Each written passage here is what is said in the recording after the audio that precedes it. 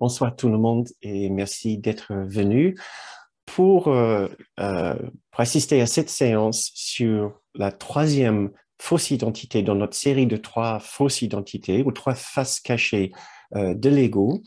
Ce soir, nous allons regarder donc la face de celui qu'on appelle l'enfant perdu.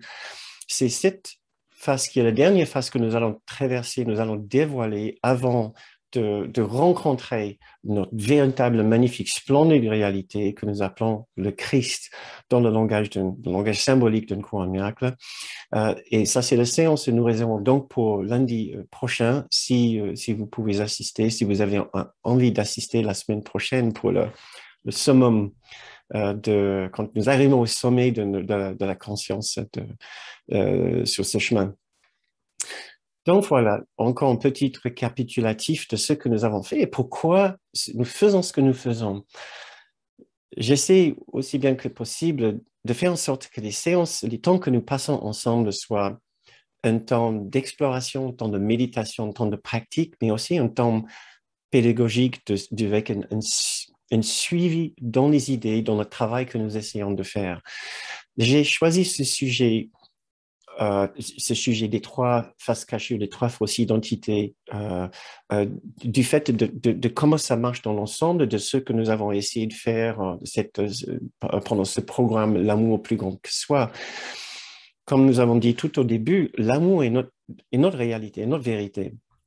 Mais nous avons caché la réalité de ce que nous sommes par différents systèmes de défense, différents fonctionnements, différents systèmes de besoins, et par trois fausses identités, par l'ego, qui est dans l'ensemble une fausse identité, mais pour mieux comprendre ce que c'est l'ego, au lieu de juste parler de l'ego, au lieu de parler de juste l'identité séparée, nous avons regardé les différentes faces de l'ego, de celui qui se porte ou qui se présente comme notre identité séparée. Ce n'est pas juste l'ego. L'ego se définit de différentes façons, différents aspects de l'ego en différentes fonctions de notre esprit. Et nous avons commencé par regarder la face la plus évidente, la plus sociale, ce que nous appelons la face de l'innocence. C'est celle que nous présentons à tout le monde tous les jours, celle qui anime la plupart de nos activités, la plupart de la partie la plus apparente de notre identité. Nous avons vu comment cette face-là fonctionne, qu'est-ce qui le motive. Et pour bien comprendre ce qui le motive, nous avons dû gratter un petit peu plus. Et là, nous avons découvert un côté beaucoup plus obscur, beaucoup moins harmonieux, beaucoup moins agréable de l'ego, de notre identité séparée, que nous avons appelé notre voyou intérieur, ou aussi tout simplement le monstre intérieur. Euh, un cours miracle utilise encore d'autres termes pour cette partie de nous qui est le plus égoïste, le plus égotique de nous, tel que meurtrier et assassin. Nous avons préféré un terme un petit peu plus doux, plus soft, tel que le voyou, mais néanmoins, nous parlons toujours de la même chose.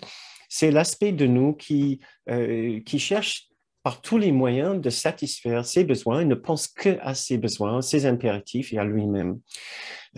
Maintenant, nous essayons de voir ce qui est au-delà ou ce qui est encore plus profond que ce voyou en nous. Parce que ce n'est pas la première face, ce n'est pas la face qui est juste après ou avant notre resplendissante identité, notre resplendissante vérité. Il y a encore une autre face. C'est celle-là que nous allons découvrir ce soir. J'essaie de voir juste si je me lance tout de suite, je sais comment je vais m'organiser pour ce soir. Notre, notre idée en traversant ces faces, en explorant ces faces, c'est que au lieu de rester dans l'obscurité, dans notre esprit, nous allons être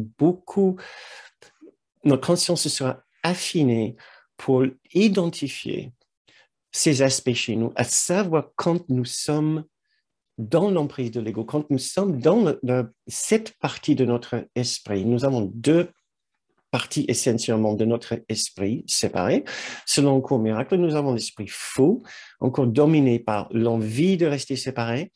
Et cette partie-là, nous disons que c'est dominé par l'ego, c'est la voie de l'ego. L'ego étant la voie de la séparation.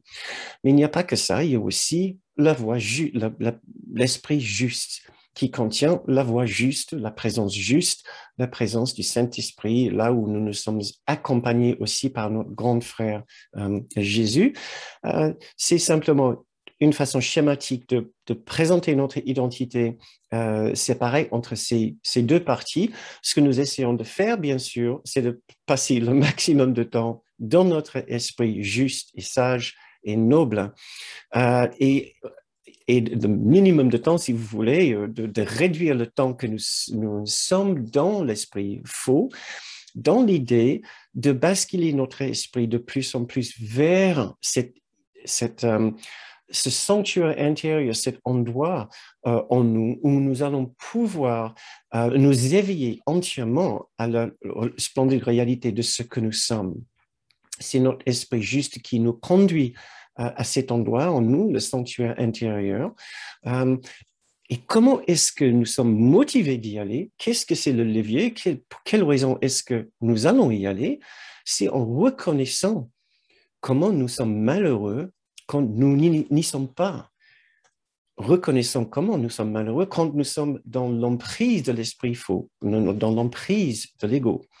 Mais parfois, voire souvent, nous avons du mal à reconnaître la présence de l'ego en nous. Nous sommes même très habiles à dire à quelqu'un qui nous dit « Je te vois tendu, je te ressens pas très bien, tu as l'air contrarié, je ne sais pas ce qui te gêne. » Et nous, on peut facilement dire « Non, je ne sais pas du tout de quoi tu parles, tu boites l'oreille, moi je te trouvais toi un peu tendu. » Ou vous imaginez pour vous-même comment il est possible de mettre une petite couche de gentille biafine sur nos jugements et nos critiques qui fait en sorte que nous expliquons notre comportement pas très, très gentil en disant oui, mais il faut le prendre au deuxième degré, mais je blague. Voilà, c'est une façon de ne pas vraiment être très honnête par rapport à nous-mêmes et de vouloir laisser passer sous le radar quand même une bonne quantité d'ego, d'esprit faux en nous. Plus nous étudions l'ego, plus nous connaissons le jeu de chacune de ces faces cachées, plus nous serons aptes à l'identifier plus vite et dire non, ce n'est pas ce que je veux. Comme nous avons vu avec la fausse face de l'innocence, nous avons vu que très, très souvent, en fait, nous sommes dans un jeu de manipulation, de séduction ou de projection. Ces comportements qui n'appartiennent certainement pas à notre noble esprit juste. Mais voilà que nous arrivons à rester dans ce comportement du fait de ne pas le reconnaître ou de ne pas vouloir le reconnaître. Et or, tout ce temps-là, il ne nous apporte pas le moindre véritable bonheur, véritable paix d'esprit et certainement pas la connaissance de ce que nous sommes en vérité. En étudiant la face cachée du voyou, nous avons vu les impulsions extrêmement puissantes en nous que encore nous sommes capables de nier, de refouler, de déguiser, d'expliquer, de dire bah non, c'est pas moi, c'est toi, tu t'es vu, c'est toi qui as commencé. Peu importe nos façons de compenser, d'expliquer, de projeter le blâme, etc. Ce que nous avions besoin de faire, c'est de bien savoir ce que nous sommes quelles sont nos véritables motivations quand nous sommes sous l'influence de cette face-là. Et maintenant, la dernière face que nous allons traverser ce soir, l'enfant perdu, nous avons également besoin de le comprendre parce que cette face-là qui prend l'allure d'une face si sincère, si juste et si attendrissante, il cache aussi un jeu. Et c'est ce que nous allons découvrir ce soir. L'espoir est que en regardant l'ensemble du travail que nous avons fait depuis ces trois séances, les 3 lundis, ces 2 lundis soirs plus ce soir, nous allons nous allons peaufiner notre sensibilité au mécanisme et fonctionnement de notre propre ego, aussi bien sûr que l'ego des autres, dans l'objectif de radoucir l'intensité de ceci et de nous encourager à lâcher prise de ce comportement, aller au-delà, pardonner notre propre comportement motivé entièrement par l'ego et de nous asseoir à nouveau dans notre sanctuaire intérieur. C'est ce que je propose tout de suite. C'est un petit instant où nous accédons à nouveau notre sanctuaire intérieur. Nous allons pratiquer une petite méditation pour nous mettre en bonne condition pour ce soir, pour accepter les messages, ouvrir notre esprit à ce qui est notre véritable condition intérieure et ainsi nous servir de ce temps ce soir, pas simplement pour remplir notre mental et notre conscience, mais aussi pour préparer notre esprit de la façon la plus tendre à une guérison profonde. Voilà. Donc, si vous voulez bien trouver une position confortable, mais éveillée, voilà. Nous allons entrer dans cet endroit sacré en nous, juste quelques instants, le temps de nous rappeler qu'il existe en nous un endroit exceptionnel, complètement exceptionnel, un endroit qui nous offre une parenthèse de notre vie ordinaire. Donc, si vous voulez bien, vous avez peut-être l'habitude déjà de méditer chez vous. Je vous invite à entrer dans cet même espace ensemble avec nous ce soir. Nous sommes une cinquantaine, plus d'une cinquantaine ensemble dans notre grande salle de méditation. Et nous allons nous intérioriser quelques instants, le temps de nous souvenir ensemble qu'il existe en nous un endroit sacré, un endroit de la plus grande paix et de la plus grande bienveillance.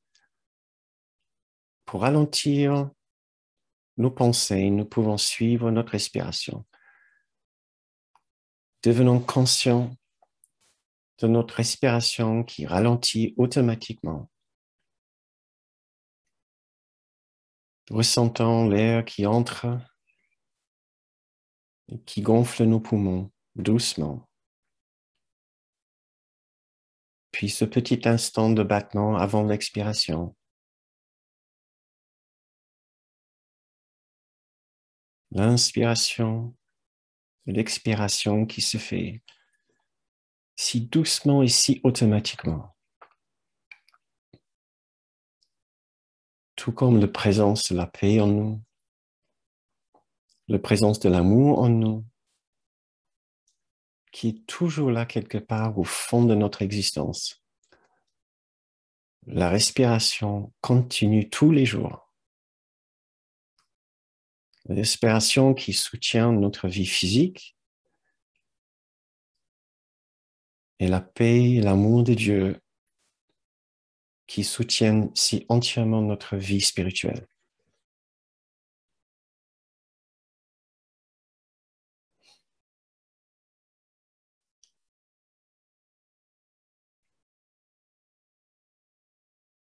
Nous cherchons à retrouver la paix qui demeure dans un endroit reculé et en sécurité dans notre esprit. Et nous avons entièrement confiance que cet endroit est là en nous.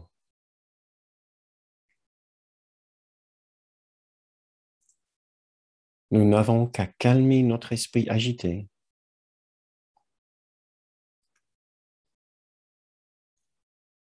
Notre sincérité et l'honnêteté de notre démarche nous portera à cet endroit en nous.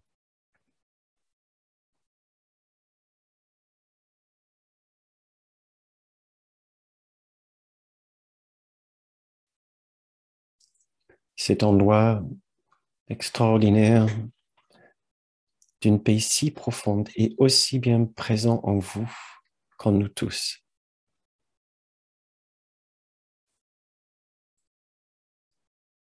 Et ensemble, maintenant, nous cherchons à nous y asseoir ensemble, confiants aussi que nous y serons bien reçus.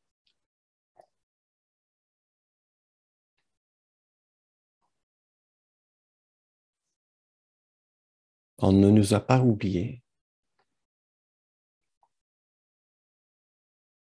On nous a réservé une place au chaud à l'intérieur de notre propre esprit. Il suffit qu'on retrouve le chemin pour y aller et qu'on décide de s'asseoir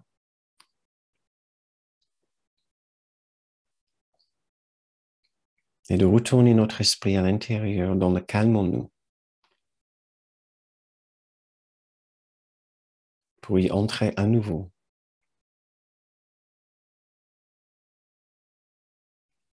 Pour nous trouver entourés par cette paix si tranquille, cette bienveillance si entière.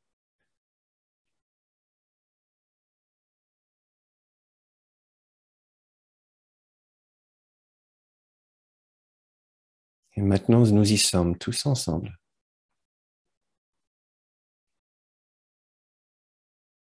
Nous respirons tranquillement ensemble.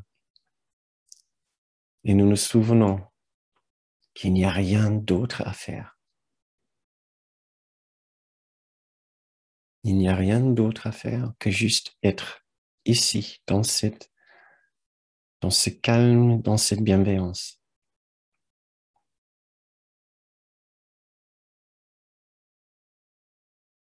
Tout le but du coup est accompli.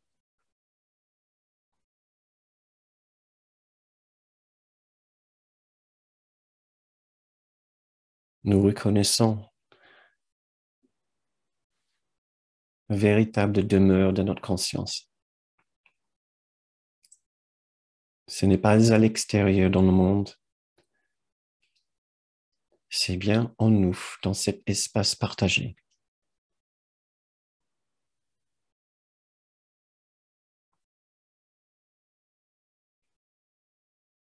Et maintenant, je vous invite à reprendre conscience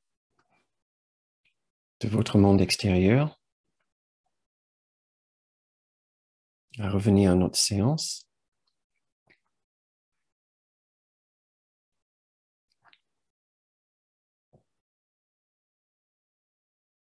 Et à ouvrir les yeux quand vous vous sentez prêt pour que nous puissions continuer notre séance ensemble.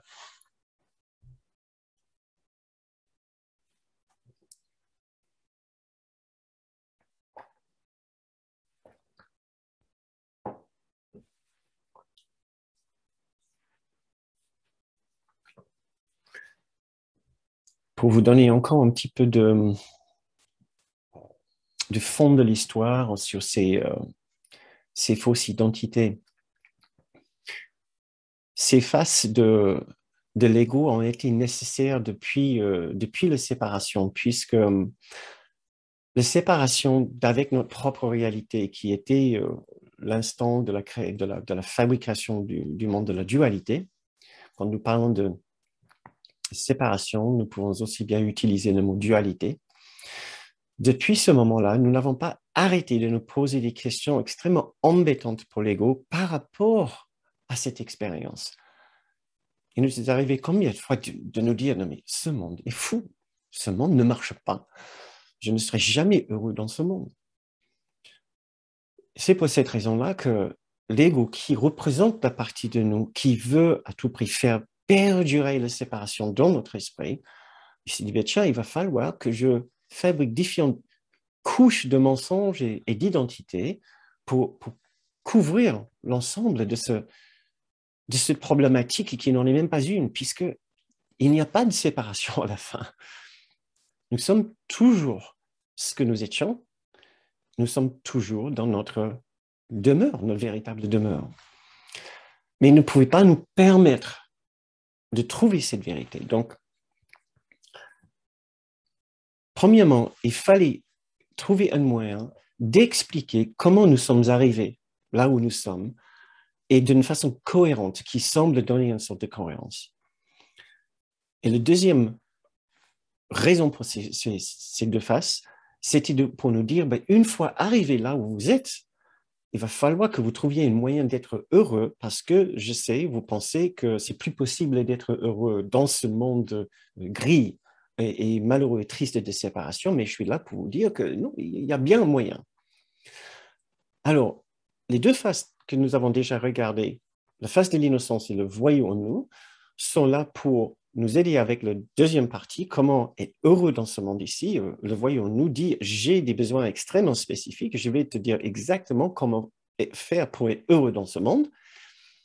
Sauf que, puisqu'il ne pouvait pas le faire directement en prenant ce qu'il voulait, il avait besoin de la face d'innocence pour prétendre d'être joli, souriant, pour nous charmer, pour toujours nous convaincre d'une façon ou d'une autre. C'était dans notre intérêt de l'aider à satisfaire ses besoins.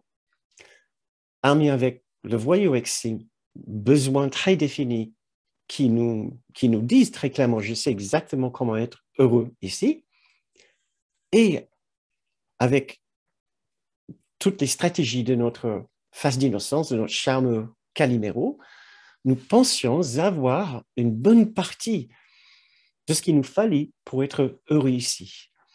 Mais il manquait quand même un élément, c'était, mais comment ça se fait que nous sommes arrivés ici? Alors, il manquait encore cet aspect-là. C'est pour ça que l'ego a fabriqué cette histoire d'enfant perdu. L'histoire dit, et il faut comprendre que c'est une histoire, c'est une mythologie pour expliquer quelque chose qui ne s'est jamais produit en réalité. C'est très difficile de parler de ce sujet puisque nous parlons effectivement de quelque chose qui ne s'est pas arrivé. Pourtant, chacun tous les jours a bien une impression de vivre un monde de dualité, un monde de séparation. Donc, nous ne pouvons pas trouver une réponse vraiment intellectuellement satisfaisante à cette question-là, mais par contre, nous pouvons avoir une expérience de la solution et c'est ce que nous allons essayer de faire avec cette série de séances avec aujourd'hui et la semaine prochaine. C'est-à-dire, à l'instant que nous avons une expérience de la réalité de ce que nous sommes, nous comprenons comment est-ce possible d'avoir imaginé quelque chose qui n'est pas là. Mais c'est peut-être pas, si nous allons parler la semaine prochaine, mais je ne vous garantis pas que je vais pouvoir vous emmener vers l'expérience de cette grande instant d'éveil. En tout cas, selon cette mythologie, à l'instant de la séparation, il s'est produit un événement si horrible, si tragique, que la séparation a été ancrée dans notre esprit comme une réalité, comme si c'était une réalité. Or, en réalité, encore une parenthèse, elle ne s'est jamais produite. Mais l'histoire est restée dans notre esprit. Et c'est l'histoire d'un abandon, d'une trahison, d'un départ de notre maison céleste, d'une idée d'une fugue qui a tellement mal tourné que par la suite, la partie de nous qui a pu se séparer de notre réalité dans l'unité parfaite de Dieu, dans l'unité parfaite de l'amour, est convaincue maintenant que tout retour en arrière est absolument impossible. Nous savons que nous sommes venus de quelque part, en chacun persiste le souvenir qui n'est pas ici chez lui. Et nous allons lire quelques extraits tout à l'heure du cours qui nous aident à comprendre, encore dans le langage si poétique et si beau du cours, quel est le ressenti de cette partie de nous qui pense avoir réussi cette fugue et qui pense maintenant être exclue de sa maison. En tout cas, cette impression d'être séparé, d'être sorti, d'être parti de chez nous est si dramatique et si intense que ça laisse une empreinte maintenant dans notre esprit, comme si tout est absolument impossible et nous n'avons qu'à errer dans ce monde hostile de la séparation jusqu'à la fin de l'éternité, puisque de toute façon, même Si nous savions trouver le chemin de retour vers notre maison, les portes seront fermées, on ne laisserait jamais entrer. Pourquoi? À cause de la stigmate de la culpabilité, de notre crime de séparation. Encore selon cette histoire, la séparation n'était pas juste un acte anodin d'une lubie d'idées, de vouloir, de passer un peu de temps en dehors de l'unité et puis revenir. Non, c'était un acte le plus abominable, d'un égoïsme si horrible et terrifiant que cela provoquait la destruction de l'intégrité de l'unité. Donc, nous portons une trace de la séparation en nous comme l'empreinte d'un crime abominable qui fait de nous les criminels, qui fait en sorte que nous n'avons pas simplement fait le mal, mais nous sommes devenus le mal. Tout ceci est une mythologie, mais explique la raison pour laquelle chacun ressent au fond de lui un problème de fond, une sorte de mal-être de fond qu'il n'arrive pas à expliquer, une sorte de culpabilité, honte. Ça vous est sûrement arrivé de ressentir une sorte de mal-être sans que vous puissiez l'expliquer, une sorte de honte dans des situations où vous avez toutes les raisons pour être confiant. Voilà ce que c'est, ce qu'on appelle dans le cours, le langage au moins de Kenneth Wapnick, notre enseignant, la culpabilité ontologique. Maintenant, nous avons une partie de notre esprit imprégnée de cette histoire de séparation, mais qu'il vit avec une tristesse si puissante. Et c'est l'ego en nous, la partie de nous qui veut qu'on reste dans l'emprise de la séparation, qui ne veut pas nous laisser repartir, qui insiste sur ce message de tristesse et de séparation. Ce n'est pas cette face-là qui est le demeure, qui est le réserve de culpabilité. Ça, c'est le voyou qui insiste sur ça. Le voyou insiste sur notre culpabilité. Ici, nous sommes plutôt sur le domaine de la tristesse, empreinte aussi de culpabilité qui dit que nous ne pouvons pas revenir en arrière. Mais voilà donc, le message principal, c'est que nous sommes exclus de cette sublime réalité qui est l'unité parfaite, qui est notre maison. Nous ne pouvons pas retourner vers l'amour puisque l'amour ne nous aime plus. Mais pour vous donner une meilleure idée de quoi il s'agit, il n'y a que le cours qui peut vraiment en parler avec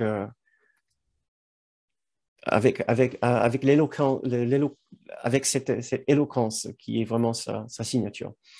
Donc, je vais vous lire quelques paragraphes, quelques extraits de leçons 182 et 166, les deux qui valent vraiment, vraiment la peine d'être approfondis, qui ont deux buts différents. La leçon 182, attendez voir si je vais juste... La leçon 182, c'est pour nous aider à savoir que nous pensons être séparés de chez nous. Or, il y a une partie de nous qui demeure toujours chez lui. La leçon 166 est extrêmement habile, vraiment. Et ça vaut la peine encore de le lire et le relire parce qu'il parle de ce piège de notre tristesse. Ouais. Et donc, je vais le développer plus tard puisque c'est là où nous allons voir toute l'importance de bien connaître ce visage. Ouais. Maintenant, pour commencer la lecture, premier paragraphe que je vais vous lire, ça sera assez clair pour tout le monde de quoi nous parlons. Dans ce monde où tu sembles vivre, tu n'es pas chez toi et quelque part dans ton esprit, tu connais que c'est vrai. Un souvenir de chez toi continue de te hanter comme si il y avait un endroit qui appelait ton retour, bien que tu ne reconnaisses pas la voix, ni ce que cette voix te rappelle. Or, tu te sens comme un étranger ici, d'un ailleurs tout à fait inconnu. Rien de si défini que tu puisses dire avec certitude que tu es un exilé ici. Juste un sentiment persistant. Parfois rien de plus qu'une légère pulsation, pas plus qu'une vague souvenir en d'autres moments, que tu écartes activement, mais qui est sûr de venir à l'esprit à nouveau. Donc, pas besoin de grandes explications ici. C'est exactement ceci, de ceci que nous parlons ici. Et en lisant ceci, en vous lisant ce texte, fermez les yeux si vous voulez, essayez de ressentir pour vous où est-ce que ça peut résonner en vous comme une vérité. J'ai cherché à représenter tout ce sentiment de départ, de tristesse et de nostalgie dans mon livre La Porte secrète, dans le chapitre au commencement. Je ne sais pas si ceux qui l'ont lu se souviennent de cette section. Et j'ai essayé de faire en sorte que ça soit le plus émouvant possible. J'ai pensé, j'ai noté la page ici. S'il reste un peu de temps ce soir, j'avais envie de vous lire au moins un ou deux paragraphes, parce que j'ai trouvé que c'était aussi émouvant qui parle exactement de ceci. Pour continuer à lire, nous parlons aujourd'hui pour quiconque parcourt ce monde, car il n'est pas chez lui. Il va d'un pas incertain dans une quête sans fin, cherchant dans les ténèbres ce qu'il ne peut trouver. Ne reconnaissons pas ce que c'est qu'il cherche. Il fait un millier de demeures, mais nul ne satisfait son esprit agité. Il ne comprend pas qu'il bâtit en vain. La demeure qu'il cherche ne peut pas être faite par lui. Il n'y a pas de substitut au ciel. Tout ce qu'il a jamais fait est l'enfer.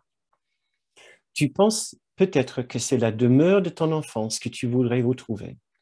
L'enfance de ton corps et l'endroit qu'il abritait sont maintenant un souvenir si distordu que tu n'as plus devant toi qu'une image d'un passé qui n'a jamais eu lieu. Nous allons revenir sur certaines de ces images dans quelques instants, mais voyons déjà, il nous présente l'idée que nous avons essayé de fabriquer des demeures ici, loin de notre véritable demeure, et toutes ces demeures ont échoué, toutes ces maisons, ces fausses maisons ont échoué de reproduire le sentiment de bonheur et d'appartenance et de famille, d'accueil et d'amour que nous avons connu dans notre véritable réalité. Et le dernier paragraphe maintenant, c'est de la leçon 166. Ceux qui pensent que ce monde est réel, voilà ce qui traverse leur esprit. Ici est la seule demeure qu'ils pensent connaître. Ici est la seule sécurité qu'ils croient pouvoir trouver. Sans le monde qu'il a fait, il est un paria, sans demeure et apeuré. Ils ne se rendent pas compte que c'est ici qu'il est certes apeuré, et sans demeure aussi, un paria errant si loin de chez lui, si longtemps parti, qu'ils ne se rend pas compte qu'il a oublié d'où il est venu, où il va et même qui il est réellement. Voilà l'étendue ou la dimension de notre confusion dès l'instant que nous pensons être sortis et exilés de chez nous, d'avoir accompli cette séparation et d'avoir fabriqué ce monde illusoire. Nous cherchons encore des solutions ici, dans un monde qui ne peut pas nous donner des solutions, ne sachant même pas où nous allons et qui nous sommes véritablement. Donc, en réfléchissant ou en entendant ces mots, en réfléchissant à ce qui peut être notre expérience personnelle en écoutant ces paroles du cours, je vous invite maintenant à entrer avec moi dans un exercice. Nous allons essayer de réfléchir pour nous-mêmes quels sont les messages que nous sommes racontés.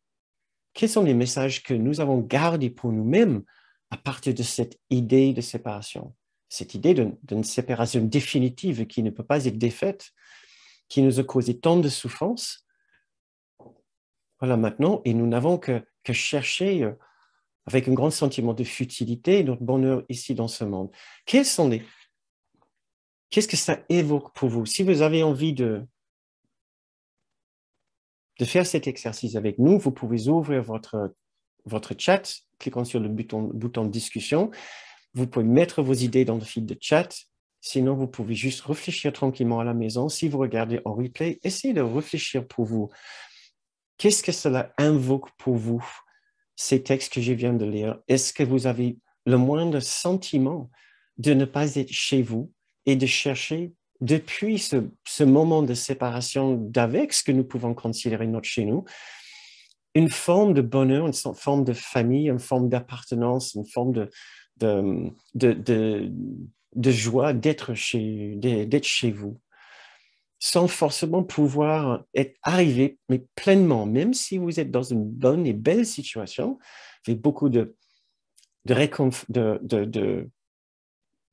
confort matériel, confort émotionnel, confort relationnel, confort financier dans votre vie.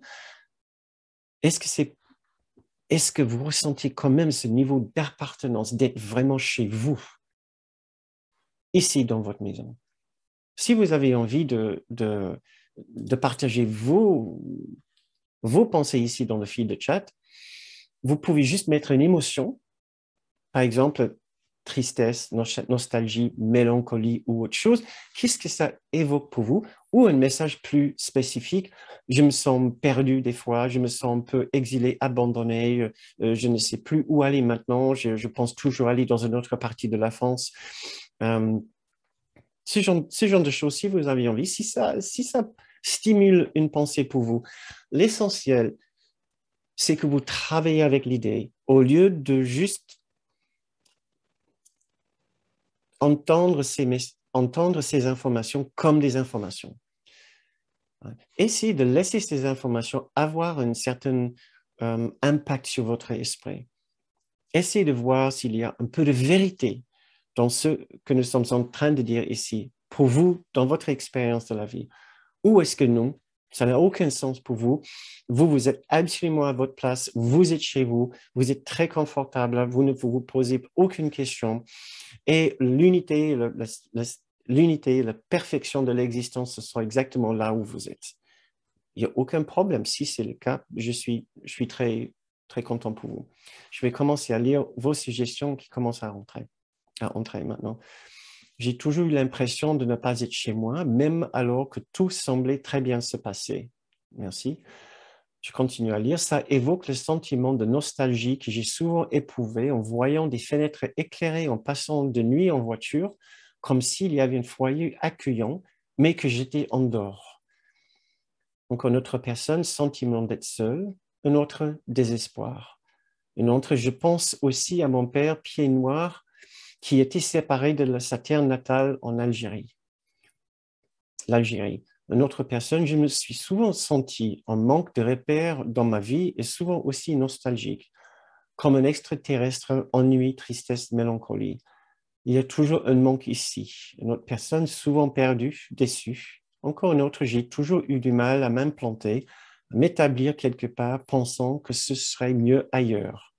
Encore une autre personne, je pense au voyage d'hiver de Schubert. Je me dis que ça décrit probablement notre sentiment d'exil loin de Dieu. Une autre personne, émue car comme reconnue dans ce sentiment depuis l'origine de ne pas être d'ici. Merci. Encore une autre personne, inadaptée au monde, seule, triste.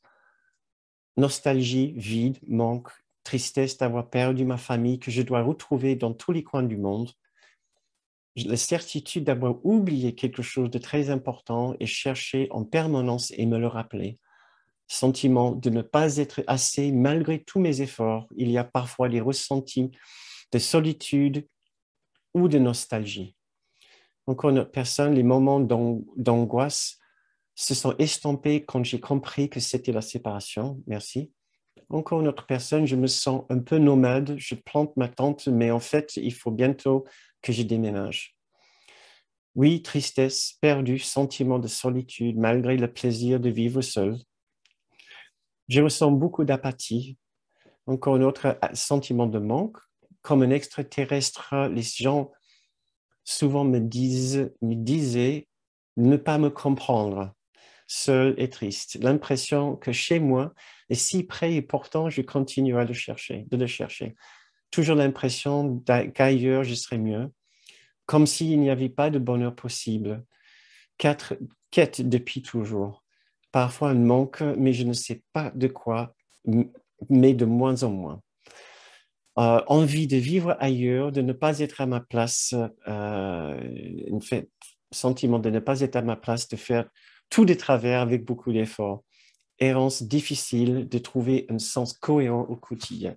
Merci beaucoup, vous me touchez beaucoup avec vos commentaires. Euh, Là, je vois que vous avez vraiment écouté, vous vous êtes laissé porter par votre pensée et vraiment essayé de travailler avec et de voir ce que ça vous portait. Une autre personne, j'ai ressenti ces sentiments. Cependant, aujourd'hui, je me sens à la bonne place, comme si j'attendais de passer dans un autre monde. Merci. Je suis aussi ravi, si c'est possible, si c'est l'effet pour vous, de nous offrir cet endroit où nous pouvons venir ensemble et avoir l'impression au moins d'être en bonne compagnie entre des esprits qui se comprennent un petit peu, qui cherchent la même chose. Un endroit virtuel qui est aussi très symbolique du fait que nous n'avons pas besoin d'un endroit physique. C'est un endroit dans l'esprit que nous cherchons. Et je suis ravi de vous dire qu'il y a une résolution à tous ces sentiments, toutes ces expériences que vous avez. Nous allons en parler maintenant dans la partie de cette séance qui va suivre. Euh, je pense que vous avez si bien, merci, vous avez si bien rempli cette partie-là de la séance avec vos suggestions que je n'ai pas besoin d'insister davantage. Oui, nous pouvons connaître des sentiments de confusion, de manque, de mélancolie, de nostalgie, de tristesse et même de dépression. Nous pouvons connaître des sentiments de futilité, même d'être un sentiment d'emprisonnement ou d'être piégé, d'avoir été piégé. Un sentiment de non-sens. Euh, euh, voilà, je pense qu'on a assez bien couvert euh, cette, euh, cette partie de notre expérience. Nous pouvons aussi réfléchir quelques instants à l'influence que tout l'ensemble de ces sentiments, ces expériences peuvent avoir sur nos décisions et nos choix de vie. Après tout, celles et ceux qui sont convaincus qu'ils ne sont plus chez eux, qui sont seuls, euh, peuvent ressentir une certaine pression intérieure de toujours se trouver avec d'autres personnes ou se trouver dans telle ou telle situation. Nous avons vu plusieurs personnes qui ont dit ça donne la bougeotte, ça donne l'impression de ne jamais être au bon endroit et de devoir chercher constamment, d'aller ailleurs pour trouver le bon endroit. Un sentiment de frustration qui peut nous obliger à bouger plus que nous aurions fait peut-être en temps normal si nous n'avions pas ce sentiment de ne pas être chez nous. Sentiment d'être seul aussi peut nous pousser à nous entourer de personnes. Or, à des moments, on aimerait bien plutôt être seul.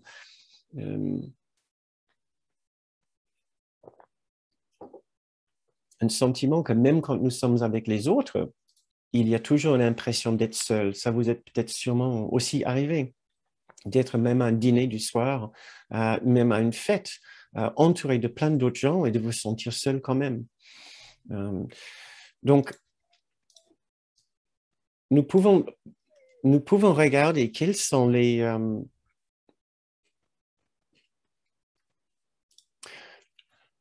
ce que nous devons couvrir rapidement maintenant pour bien comprendre l'ensemble de ce sujet, c'est que si ce ressenti n'est pas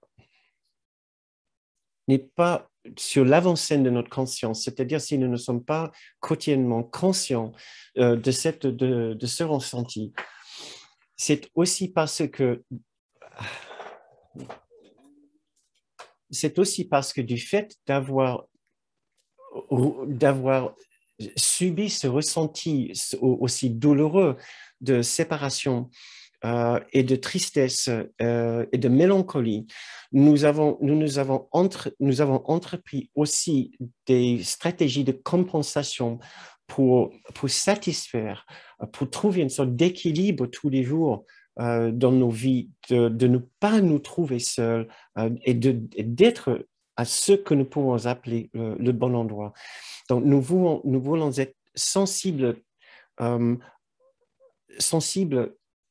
aux façons dont ce ressenti de fond influence nos comportements et nos choix de vie, et aussi comment les choses que nous avons mises en place maintenant dans nos vies sont peut-être là aussi justement pour compenser, pour nous aider avec ce sentiment de fond de ne pas être chez nous.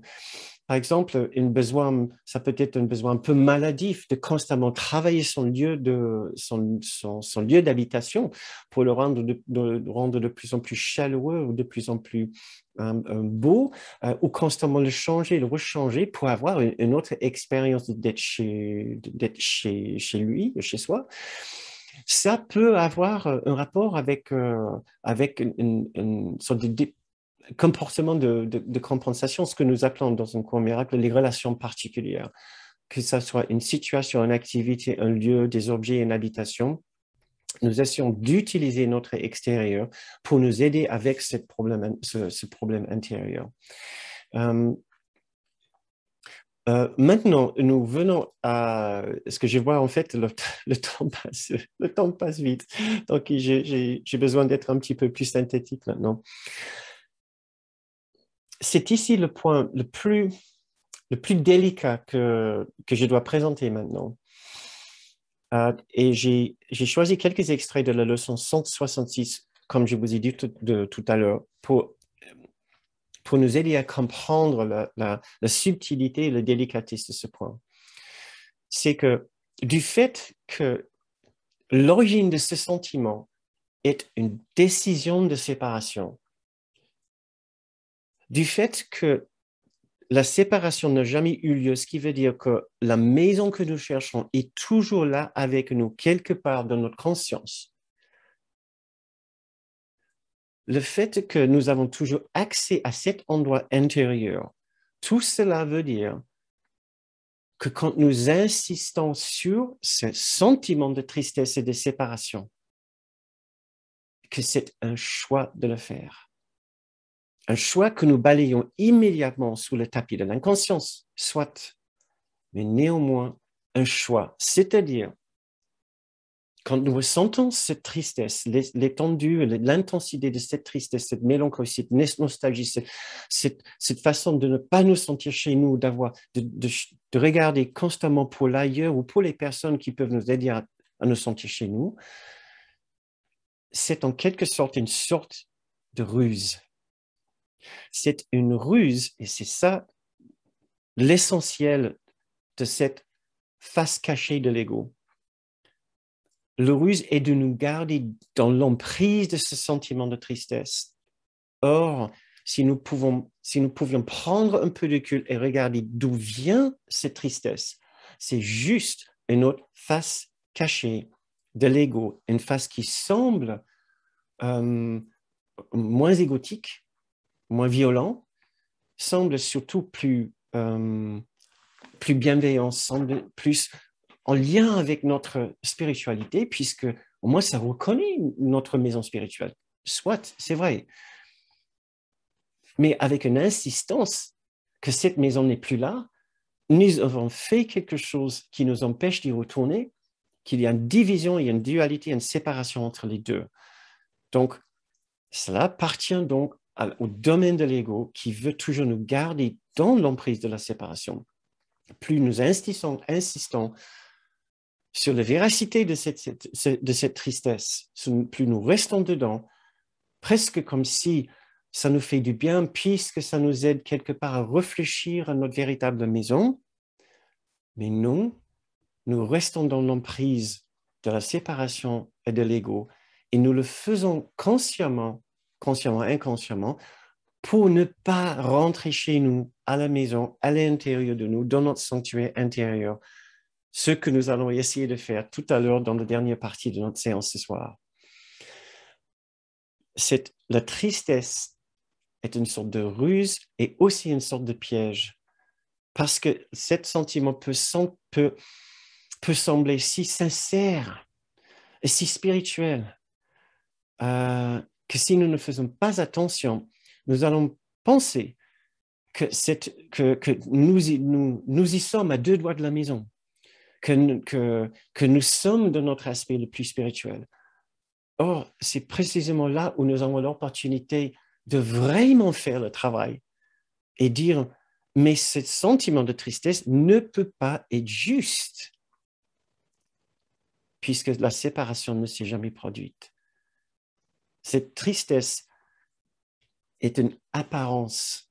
Cette tristesse est un sentiment que nous autoprovoquons, que nous acceptons pour ne pas faire le dernier pas.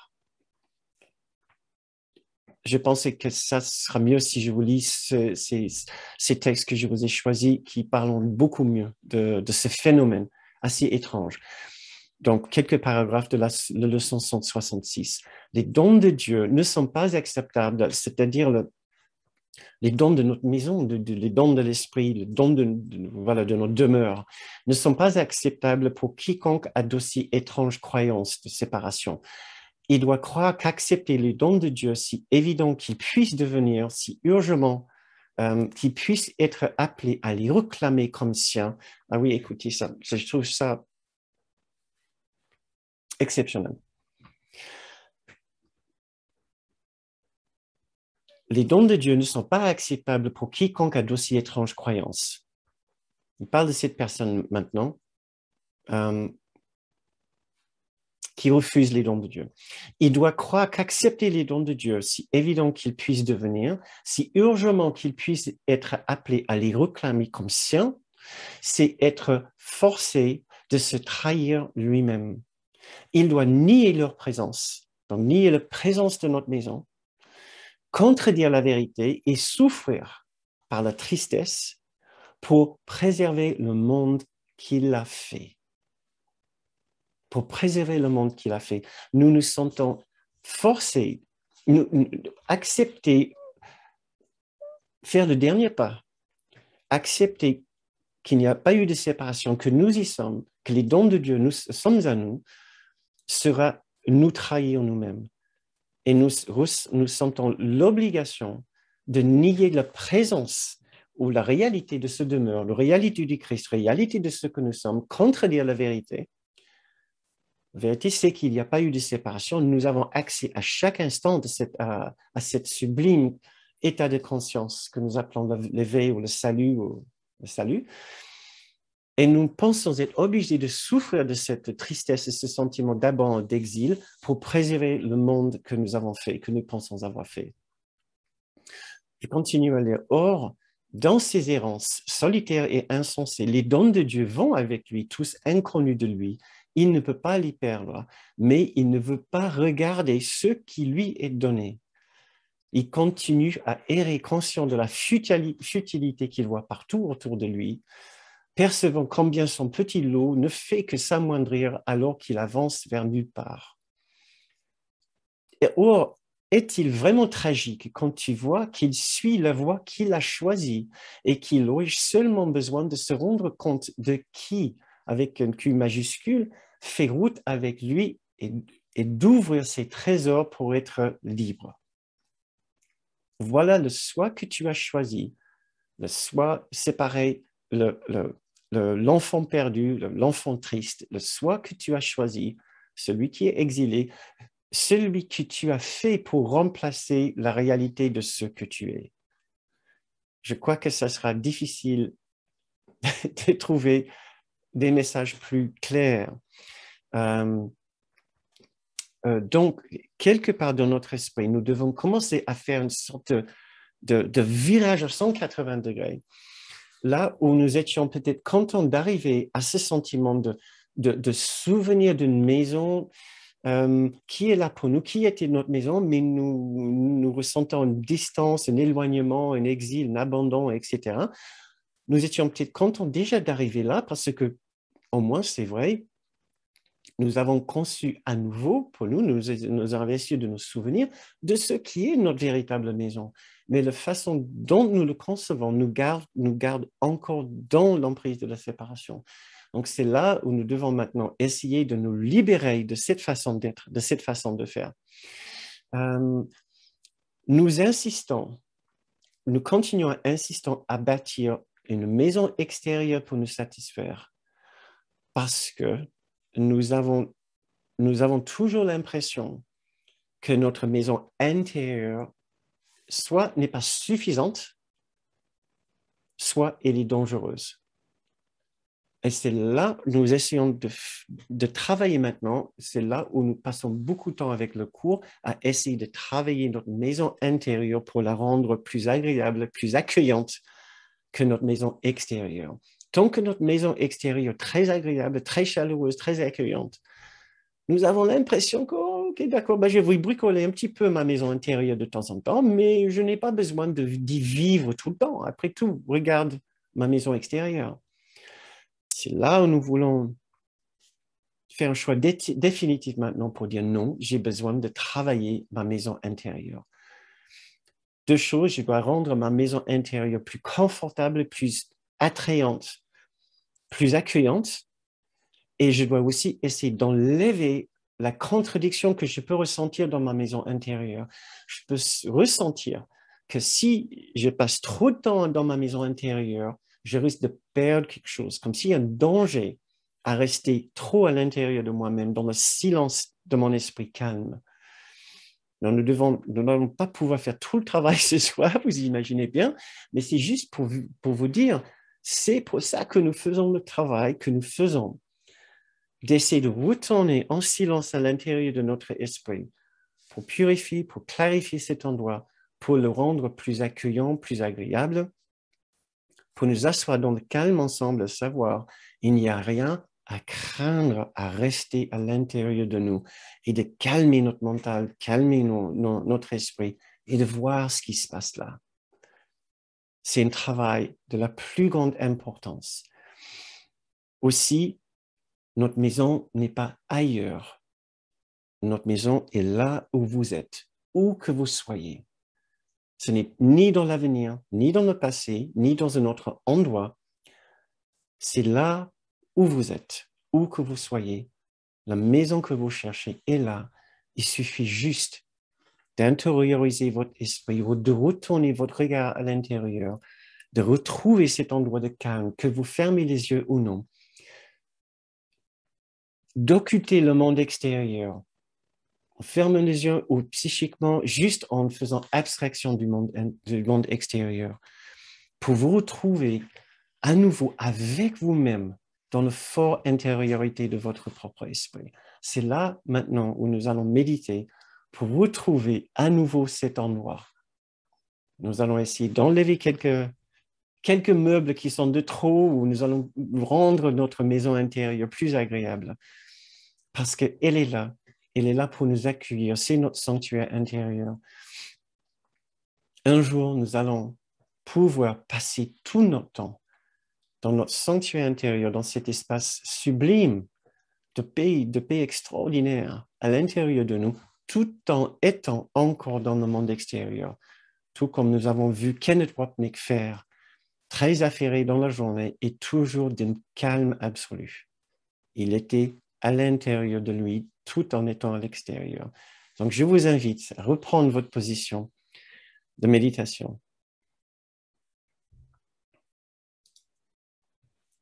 Et commencez maintenant juste à ressentir le calme, revenir à votre esprit, le calme de tout à l'heure.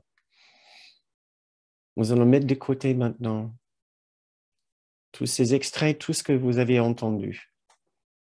Nous allons essayer de retrouver le calme en suivant notre respiration s'il le faut. Si ça vous aide, redevenez conscient de votre respiration. Laissez-vous porter par le mouvement de votre corps, le mouvement de vos poumons. Vous pouvez vous laisser toujours bercer par le mouvement de votre corps.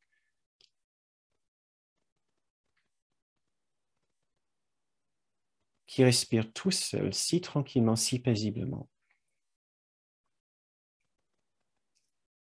Si cela vous aide, vous pouvez vous imaginer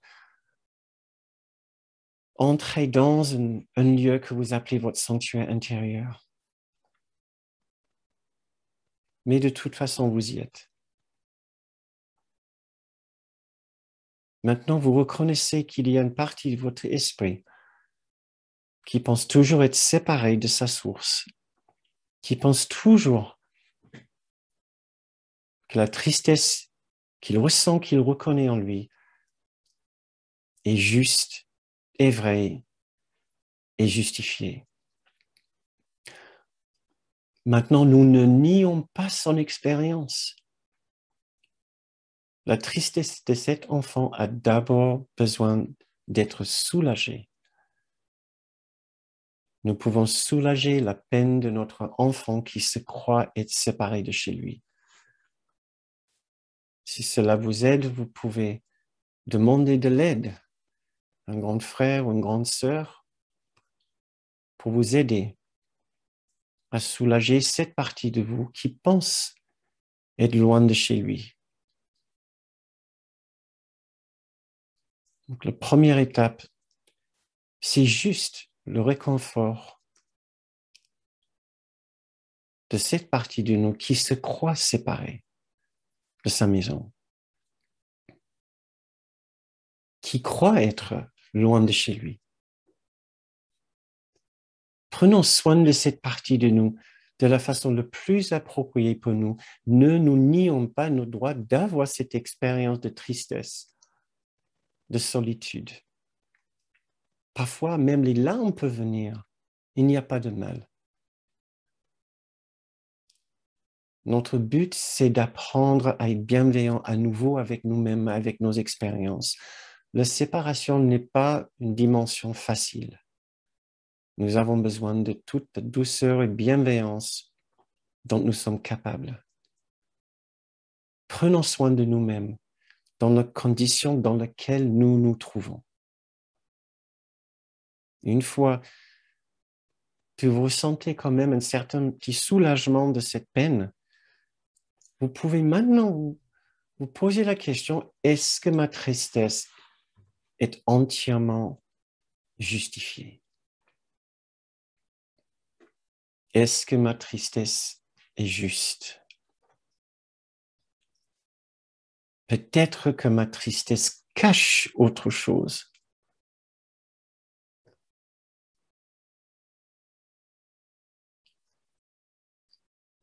Peut-être, après tout, nous ne sommes pas si loin que ça de notre véritable maison.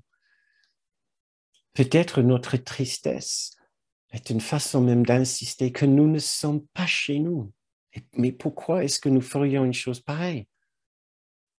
Peut-être par peur. Peut-être par peur de l'inconnu, de ce qui se passera. Si nous reconnaîtrons que nous étions chez nous, peut-être nous perdrions tout ce que nous avons pensé jusqu'ici. Peut-être nous sommes plus attachés même à la séparation que ce que nous avons toujours pensé, par peur. Peut-être nous sommes plus attachés à ce sentiment de tristesse,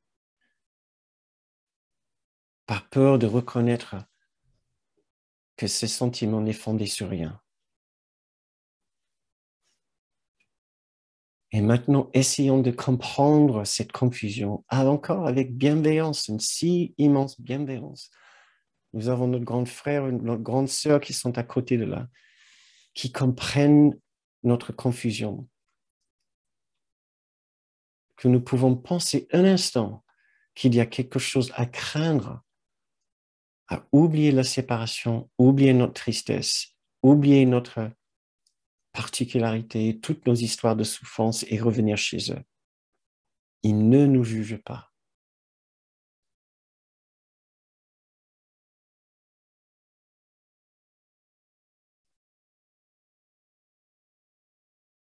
Essayons maintenant de ressentir un certain soulagement et même légèreté à l'idée que tous nos secrets sont connus. Toutes nos défenses sont dévoilées. Eux, ils ont tout vu. Ils connaissent tout.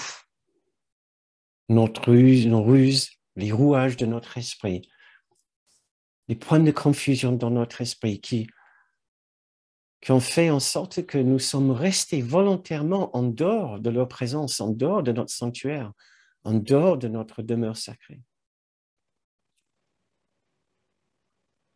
Et maintenant, nous avons l'opportunité d'être avec eux, qui restent tout tranquillement avec nous, nous accepter tels que nous sommes, dans notre confusion. Il n'y a aucune pression de changer. Mais maintenant, au moins, il n'y a plus de secret, il n'y a plus de déni, et il n'y a plus de projection. Nous sommes juste présents avec nos simples erreurs, des simples erreurs, aucun péché à l'horizon. Tout est là, tout est clair. Oui, nous avons insisté sur notre tristesse et sur cette séparation. Nous avons pensé que nous pouvions être heureux dans un monde de séparation. Et nous avons pensé qu'il y avait quelque chose à craindre, à lâcher prise de la séparation. Et maintenant, nous nous trouvons dans cette si belle compagnie de nos guides, de nos grands frères, nos grandes sœurs.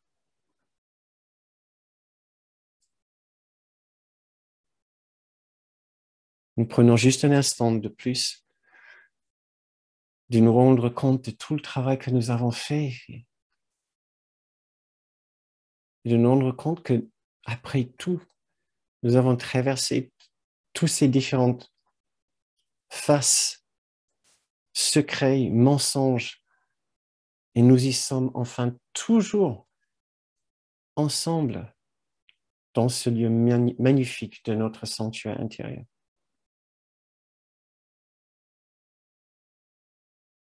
Et quand nous nous sentons prêts, nous portons notre conscience à l'extérieur et nous ouvrons nos yeux.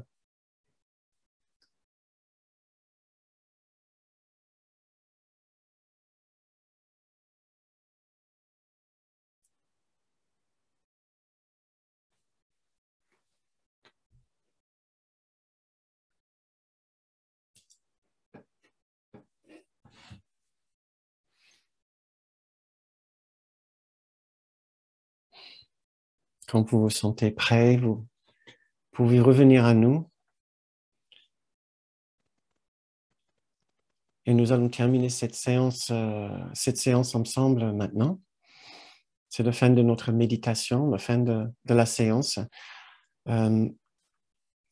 J'ai dû faire cette méditation un petit peu plus rapidement que j'aurais aimé faire en temps normal, mais je vois que cette séance a duré un petit peu plus longtemps que prévu.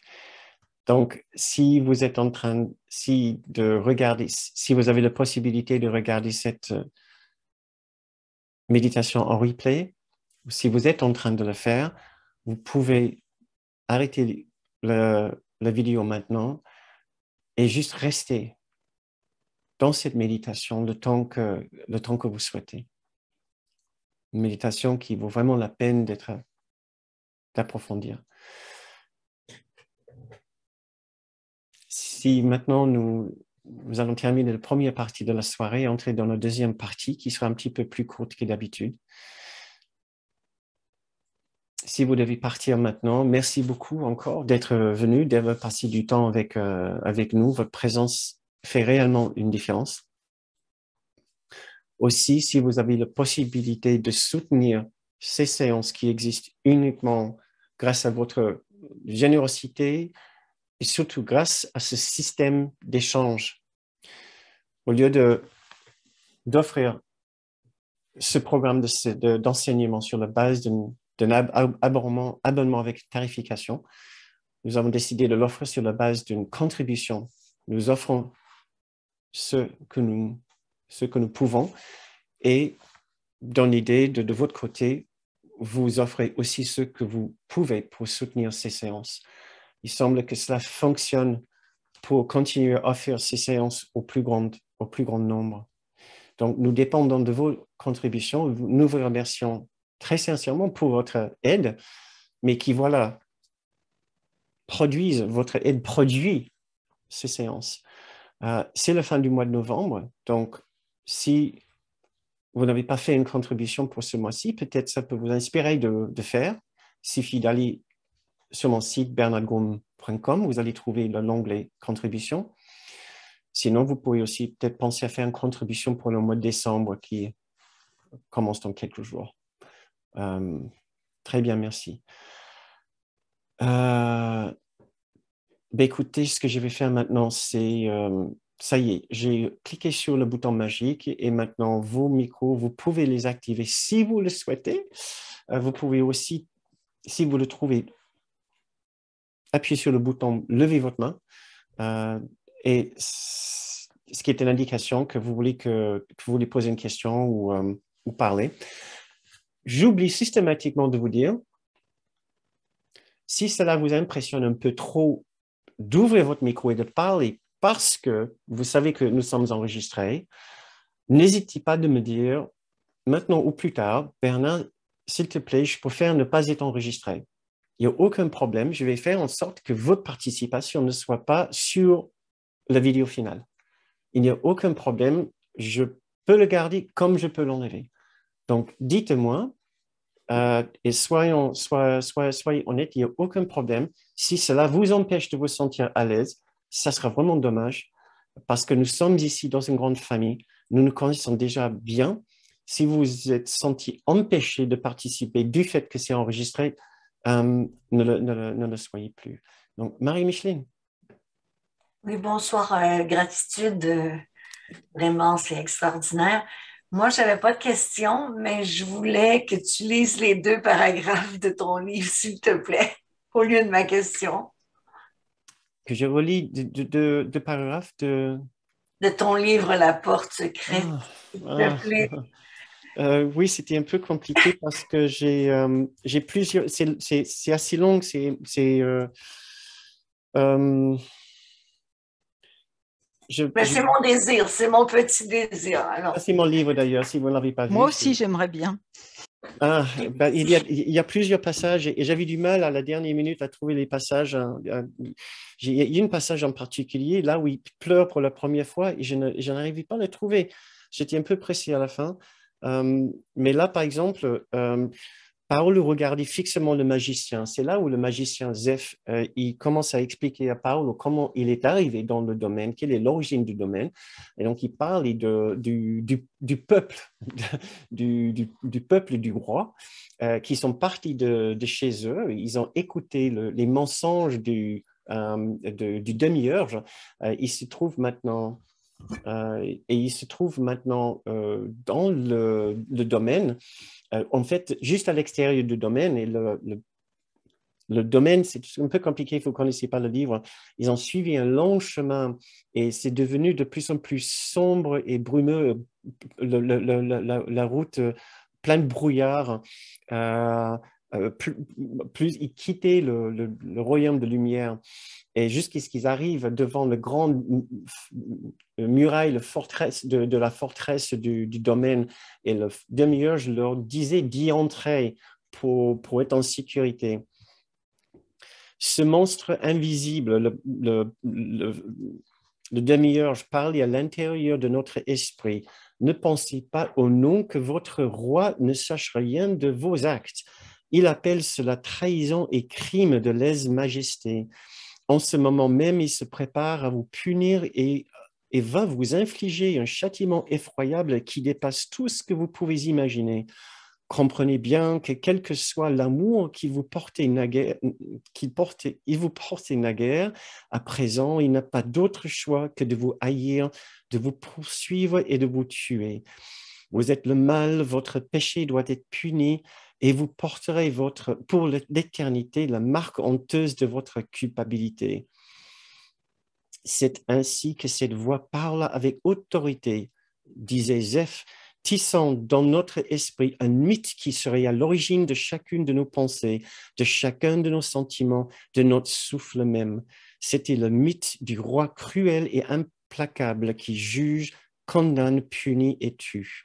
La peur de ce tyran maléfique et de la mort qui nous promettait allait nous hanter à chaque instant dans la veille et dans le sommeil.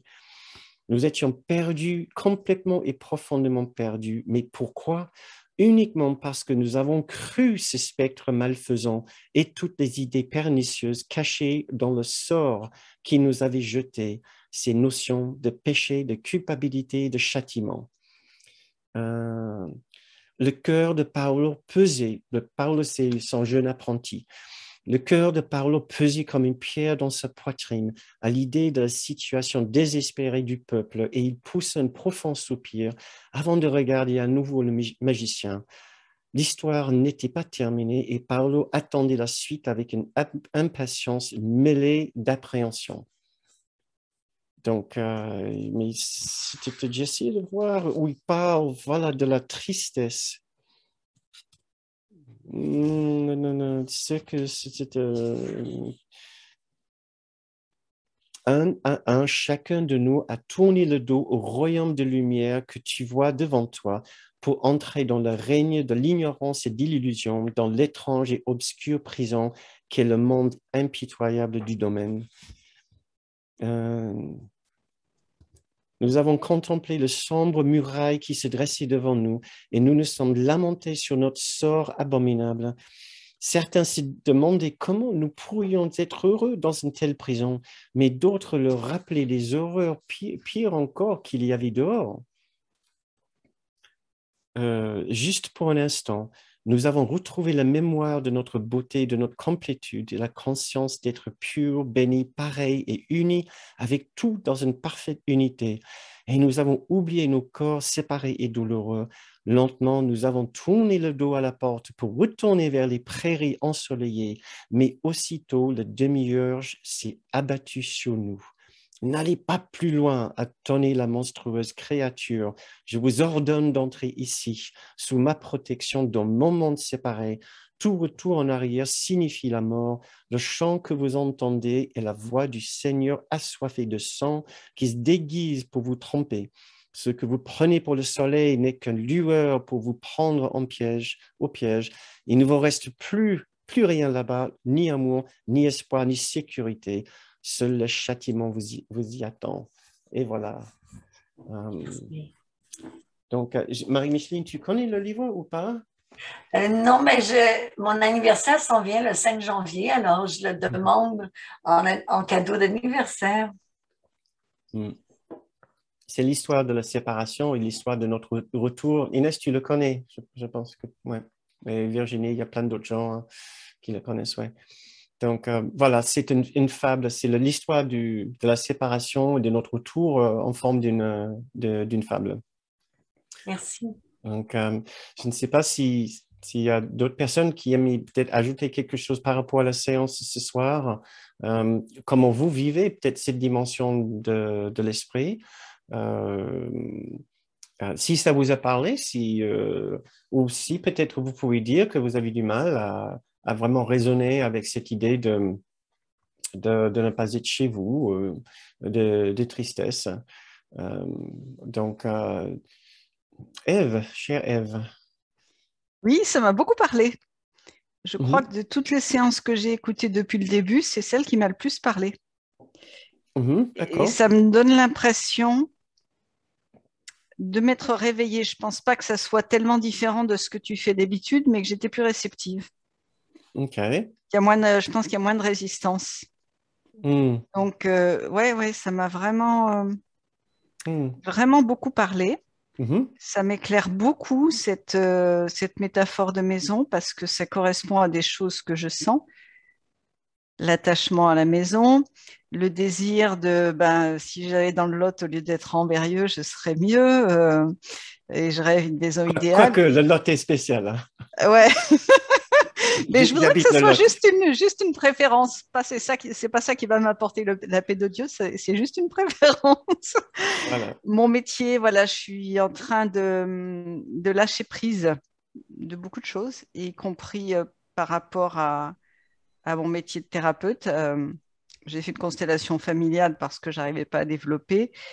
Et en fait, on a travaillé sur mon but et j'ai réalisé, mais mon but, c'est pas d'être gestalt thérapeute, c'est de m'éveiller. Et j'ai l'impression que cette constellation avec ce travail sur mon but, elle m'a permis d'être plus au clair et davantage motivée par rapport à un courant miracle. J'ai vraiment l'impression qu'il y a eu un changement suite à ça.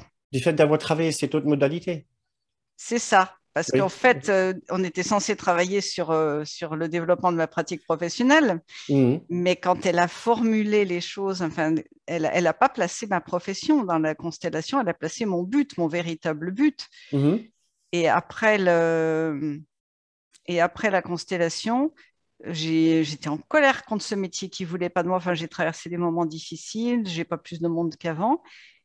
Mais je me suis dit, mais mon vrai but, c'est pas ça, quoi. Et mon vrai but, c'est de m'éveiller, c'est de lâcher prise. Et j'ai l'impression que je suis de plus en plus en train de le faire et que j'ai beaucoup d'attachement par rapport à mon métier.